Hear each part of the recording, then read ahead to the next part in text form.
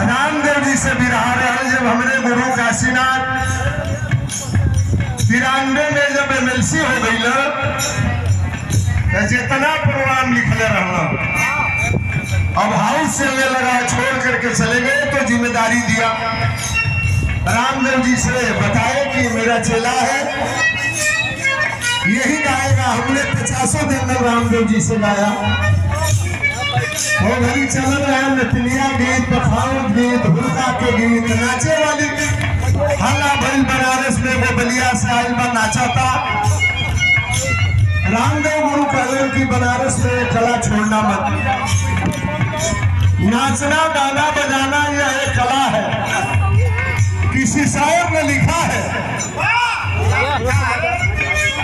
कि पिला पाए जो अमृत रस उसे संगीत कहते हैं, सदा सुख दुख का जो साथी उसी को नीत कहते हैं। रगड़ से छंद निकले हैं बड़ी तुकबंदियां लेकर, लहर लाए जो कविता में उसी को गीत कहते हैं।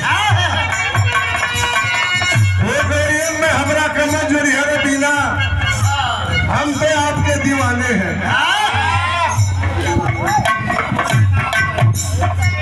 मास्टर गीत बजाओ।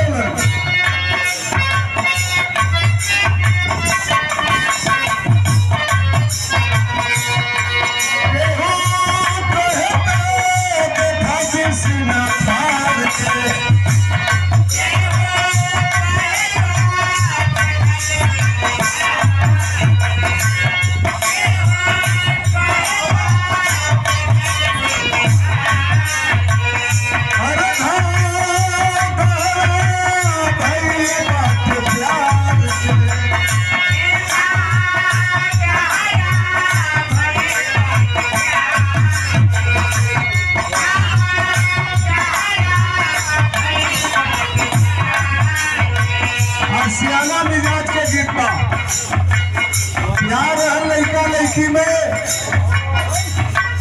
लड़की धोखा दे के लड़का के चल गई।